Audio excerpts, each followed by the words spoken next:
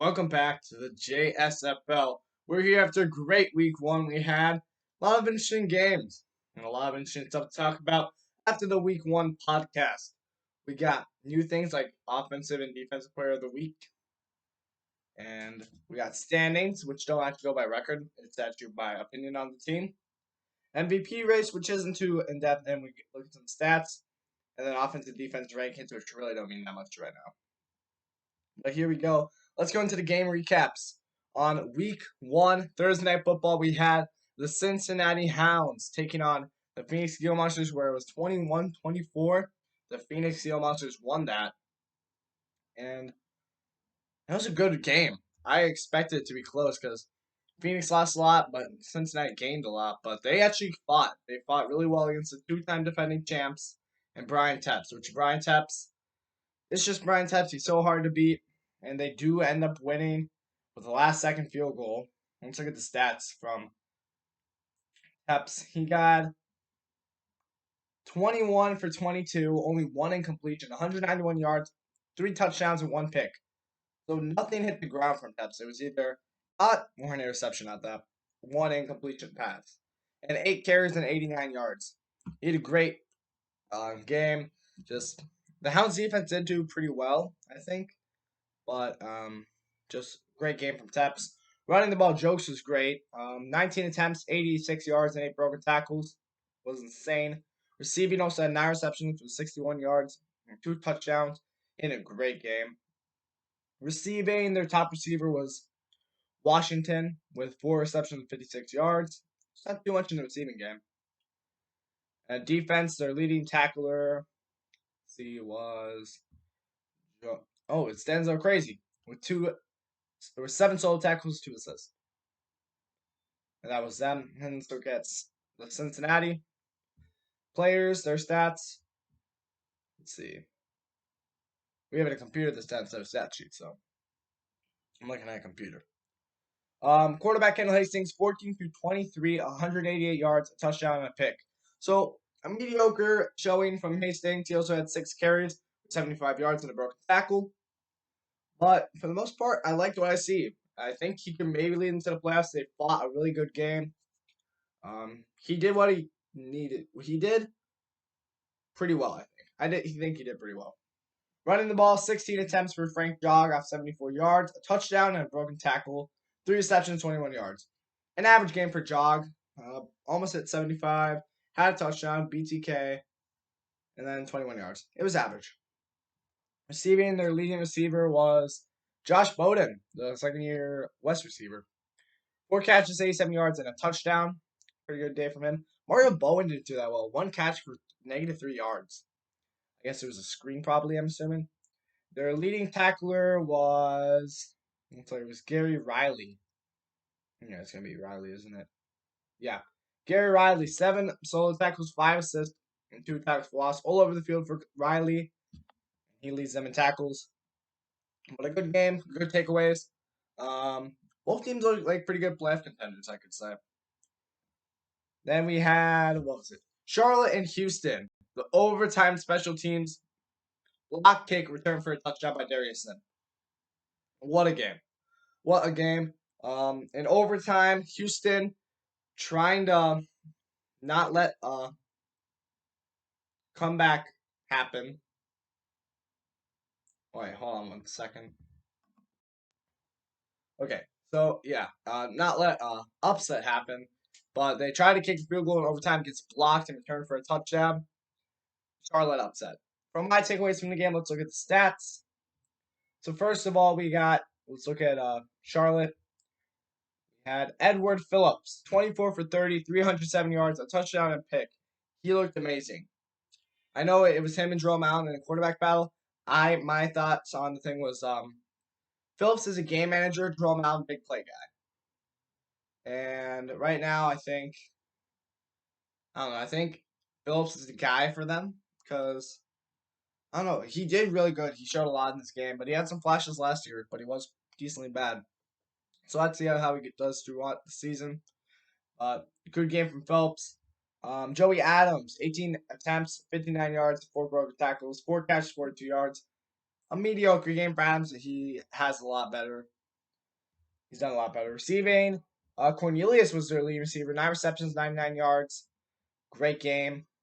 And then defensively, their leading tackler was Darius Sim. 8 solo tackles, 4 assists, a sack, and a touchdown.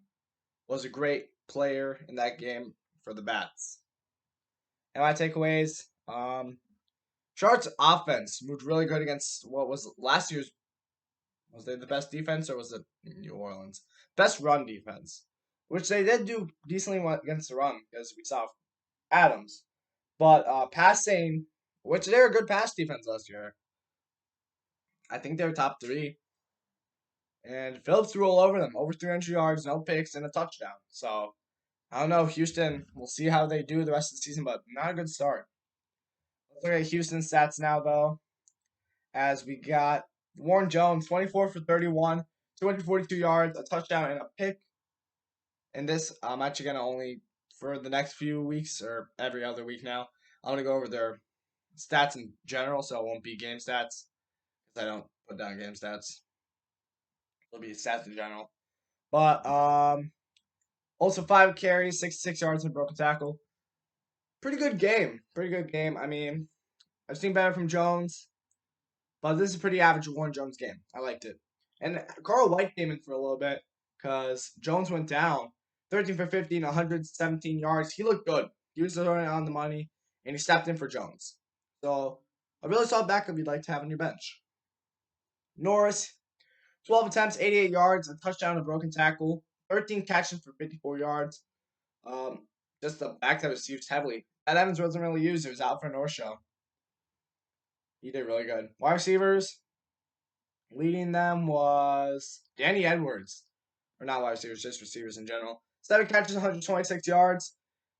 Big day for Edwards. And that's one of Warren Jones' favorite targets. Now we go to defensively. Leading tackler was Allen Clemens. 9 solo tackles, 2 assists, 3 TFLs, a sack, and a fumble. He did really good for that team. Forced a fumble on Adams, I believe that was. Just a big game. Good game for the Bats as they win. Then we had, what game was it? It was what game was that? Oh yeah, New York against Seattle, which was a dominating win. Seattle, as I assumed, they destroyed New York. Let's look at the stats. So we're gonna go to New York first.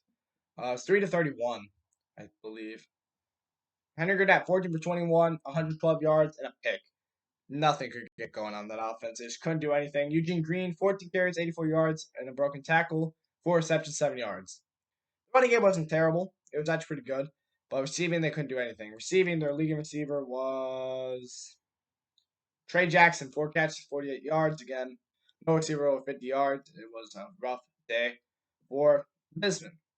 And their leading tackle, Eddie Spark, 8 solo tackles, 5 assists, 1 TFL, and 3 sacks. He got after Current Poe. I believe that is something that did happen. They did get pressure on Current Poe, especially from Eddie Spark at the edge.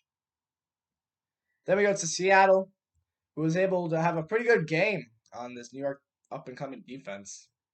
I think they're up-and-coming. But Current Poe, 20 for 27, 233 yards, 3 touchdowns. Had a field day with them. And he also had 5 rushes for 34 yards, so pretty good.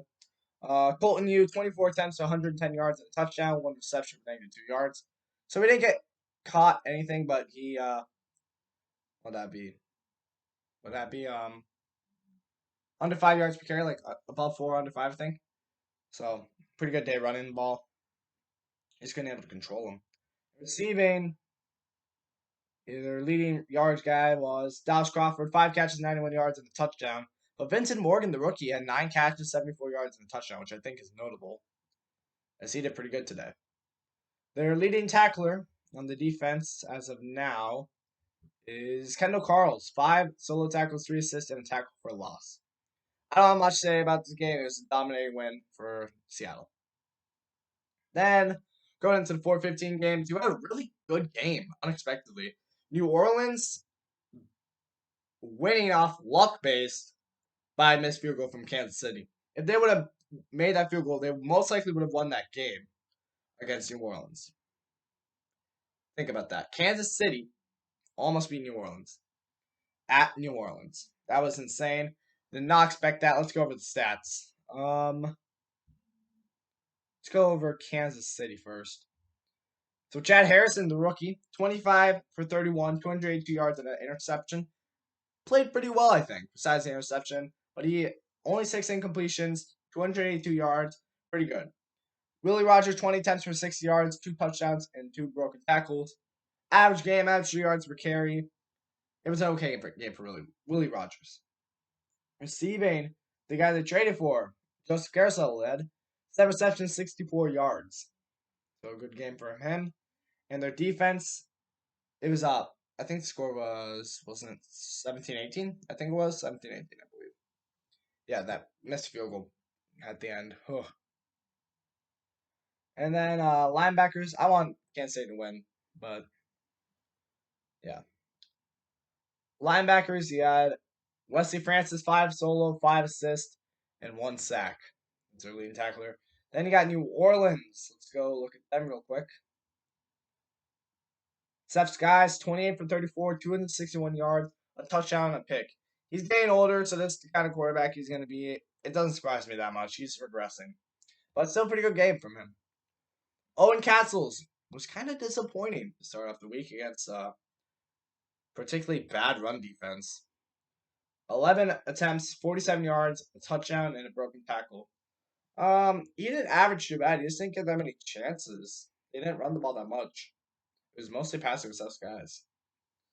So he did okay. He didn't break over 50 yards, but he only had 11 carries. And also a catch for 3 yards. So, meh, okay. Landon Dante, their leading receiver, 10 catches, 101 yards. So over 10 a catch. So pretty good for Dante. He was a huge target. Tackles was led by Edward Cooper. 5 solo, 6 assists, 3 tackles for loss. So good game from him. He was all over the field, up, down, left, right. And yeah, New Orleans, what are you doing? I know you shouldn't be letting Kansas City stick with you like that. It was a close game. Of course, like Kansas City still got that high power offense. Like you still got Eric Fitzgerald there. You still got Kurt Hammond. The offensive line's still pretty. That's decent. But their quarterback's still a rookie. I still got Willie Rogers. And Carousel's okay. Patrick King's a rookie. Still, I don't. Your defense, I'm pretty sure it was the number 1 defense last year. You should be able to hold them. They're not as good as last year. And you're the number 1 defense last year with this team in your division. But I don't know. And then their offense couldn't score on one of the worst defenses last year. So if they only could score 18 on this defense, you're looking at like 10, 13 for other good defenses. So with this kind of play, I don't know if you wanted to make the playoffs, but Kansas City, a good game. They were able to score on one of last year's best defenses, I said. Harrison looked good, so that's good. Rogers looked okay. This guy getting sparked up. Defense looked pretty good. Young guys stepping up. You got Ricky Golden, who's a gem for them. Secondary is looking okay. The corners still have some work to do. But the front seven's starting to take form. I think some of those young guys are stepping up. And it's really helping Kansas City. And they played a good game. They played a good game. I'm looking to see what they can do this year. I don't think it's a playoff year at all. But Kansas City, watch out. Maybe they can do something this year. Then hopping into our next game, our Final Four 15 game on Sunday, we had Atlanta and Minneapolis. It was 14-28, but Minneapolis dominated. Let's look at the stats. We're going to look at Atlanta first. Trent Hudson, 20 for 22, 227 yards. Hudson didn't look bad. He also had 4 carries for 19 yards and broke a tackle. Play calling. I'm not a fan of the Atlanta playbook. We haven't been able to do much. It's just so conservative. I don't know. I don't like it. We're just not able to find people. We couldn't convert on 3rd down. Minneapolis just getting off the field, and we only scored 7 until like the 4th quarter, I believe. So we couldn't do much. Rocker just was shut down. 11 carries, 23 yards, 2 touchdowns, which, yeah, both of our touchdowns on the ground and a broken tackle. 6 receptions, 41 yards. He was able to do something in the receiving game, but just couldn't get a run game going. That's really what just locking Minneapolis down in the past. Receiving, our best receiver for yardage wise was Ron Foyle. 3 catches, 59 yards. Like our guys weren't getting much. It's like only 20 completions on the whole team, and 6 of them went to the running back. So 14 for receivers and tight ends. And you're doing that. It's not that many, to be honest. So it's offense that was doing it, and the defense wasn't doing their fair share either, to be honest. Our leading tackler was Toby Trent, 5 tackles, 11 assists, and 2 tackles for loss. He did a lot. He did a lot in that game. He helped us out a bit, or a lot, I mean. But a lot of them were after the play that would happen, but he got people down. So he did his best. Minneapolis, let's look at them. Let's see. Minneapolis. I lost him. Here we go. Tony Daxton, 19 for 21, 176 yards and 2 touchdowns. As I said, was able to just play around with that Atlanta defense. Was able to move the ball pretty well. So good offense we could see this year from Minneapolis, which they were pretty good last year, especially in the passing game, which they showed. Rushing, Ronaldo Hoskins had a really good game. 28 carries, 125 yards, 2 touchdowns, a broken tackle, 2 receptions for 23 yards. This was a wrecking ball, and Atlanta didn't have an answer for him. He was just going. Receiving wise, their most yards receiver was tied. 5 catches, 56 yards for both Wilbur Lamb and Lowell Snyder. They both did the same thing. Very cool. But yeah. So he spread the ball out a lot, as you can see. 4 receivers with over 3 catches. So nice. Defense, you had Jared Aguilar leading in tackles, 11 solo, 5 assists, and 1 TFL. So Jared Aguilar, and that defense just did really good. Forced Atlanta off the field, and did a really good job against the Predators. All I really have to say about that. And just a dominating win by Minneapolis. That's all I can say. Then, I'm sad about it, of course, but like, I can't do much about it. Gotta work every day. Gotta work every day. And then on to our Monday Night Football, we had Detroit and LA, which LA beat Detroit pretty convincingly. They weren't able to do much on defense or on offense, and LA shut them down pretty much. So let's look at LA stats. Terry Foster, 17 for 20, 158, and a pick. Aired it out on that one play to Moore, got intercepted by hands. He looked, I don't know. I still think he's too risky downfield. He's just liability. I don't think you're going to win a ring with Foster. And then Williams, 22 for 118 yards, 2 touchdowns, and 2 broken tackles. He looks like a beast. He was just able to run on the Detroit defense and do whatever he wanted. Receiving wise, Walker and Moore lead with Walker 4 catches, Moore 3. They both had 57 yards. And their defense, their leading tackler was Roland Lemus, 9 solo tackles, 4 assists, 2 tackles for loss, and 3 sacks. It's Roland Lemus. And then we got to Detroit.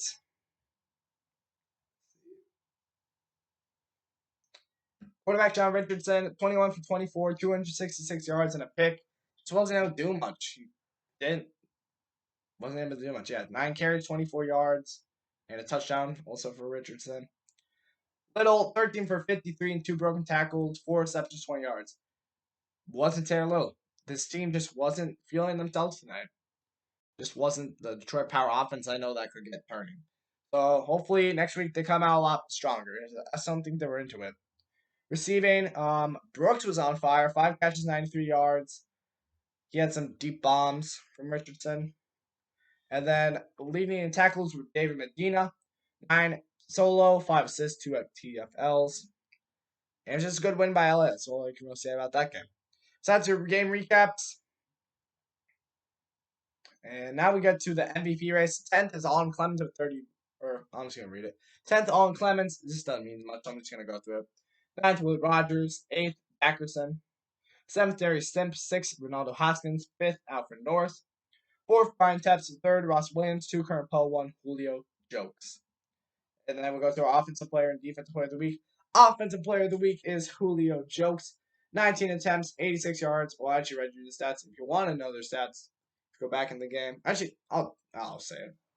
19 attempts, 86 yards, 8 broken tackles, 9 catches, 61 yards, and 2 touchdowns receiving. Great game from him.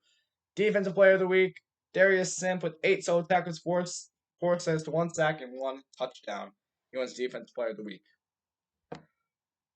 So there you go. And then we got MVP race, or not MVP race, power rankings. Power rankings, I already talked about a lot of these teams, but we'll give you a quick rundown. 12th is New York Bisman. You got dominated by Seattle. Not much. You just didn't look good at all on either side of the ball. 11th, Atlanta Predators was dominated by Minneapolis. They at least scored a little more points than New York, but one of them was garbage time touchdown. Just wasn't able to do much, and defense wasn't able to help much either. 10th is the Detroit Power. Didn't look like the Detroit Power I know, but I know they can try to bounce back. That's why I have them higher than Atlanta and New York. 9th is the Kansas City Wind. They fought, man. They fought. And I think they have a good chance to fight up at higher in power rankings.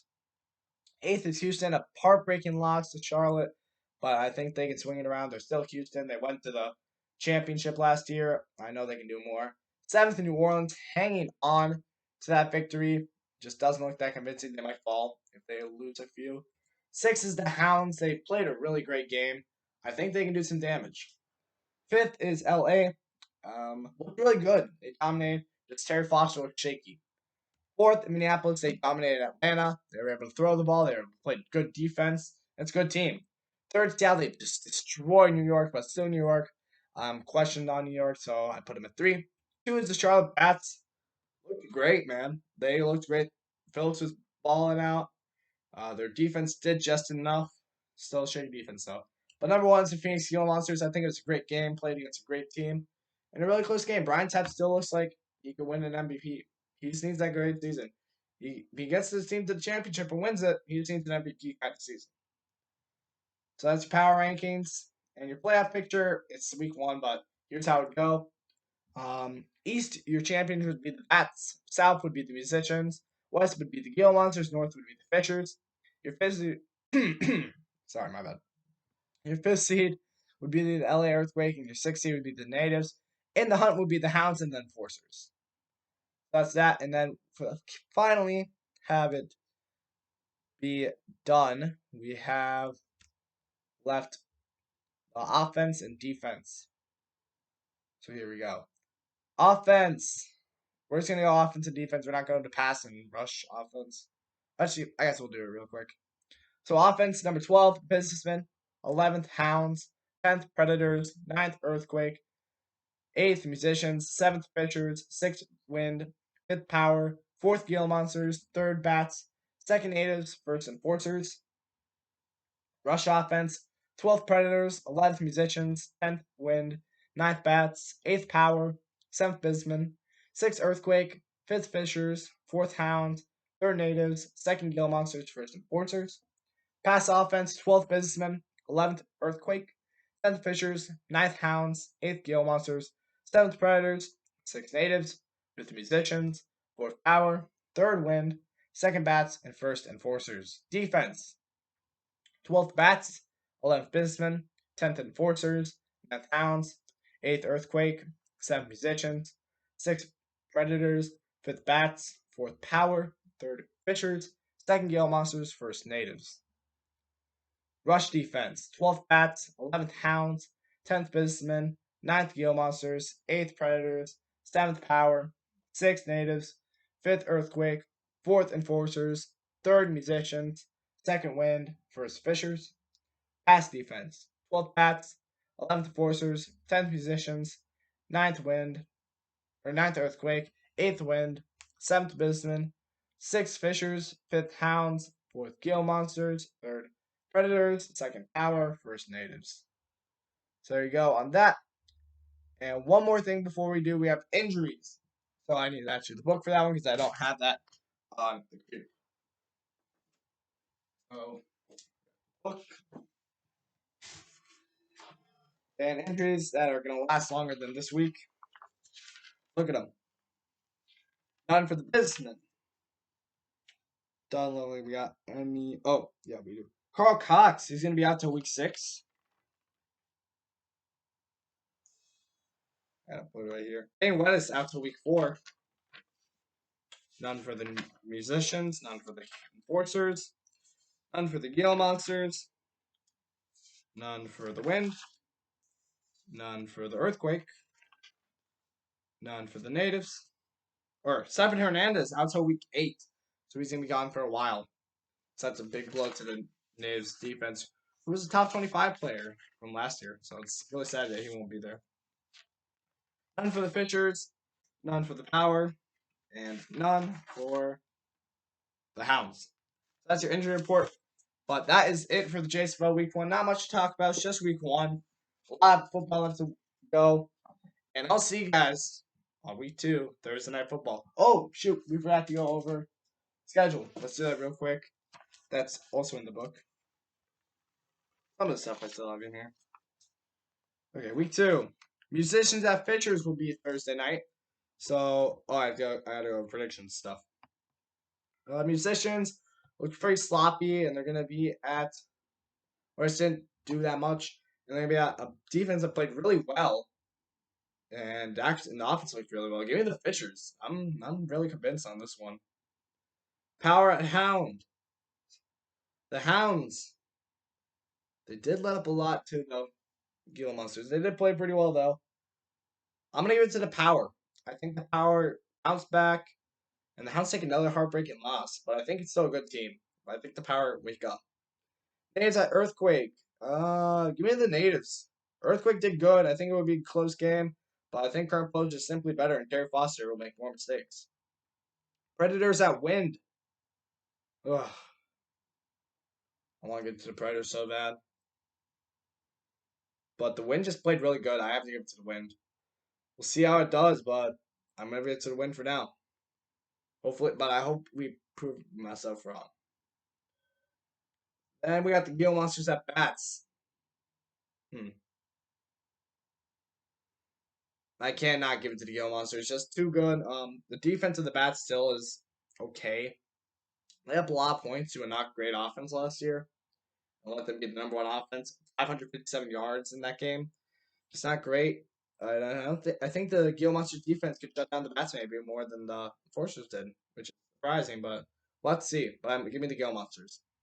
And then Monday Night Football. Enforcers at Businessmen. Enforcers bounce back. I don't think this is really much of a competition. I think it's another shutdown win. Enforcers show more defense. Businessmen struggling at on offense. And that's all show for that one.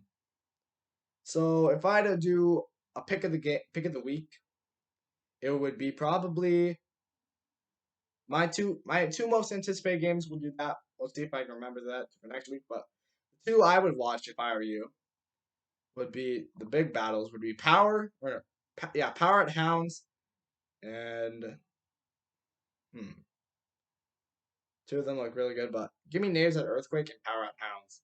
Those 2 should be really good battles. But we'll have to see. But that's it for week 1. And I'll see you guys in week 2 on Thursday Night Football when we got me commentating. Obviously, I'm always commentating night football games. Not Predator. I gave you a thing for next week. Musicians at Fishers. I'll see you guys then.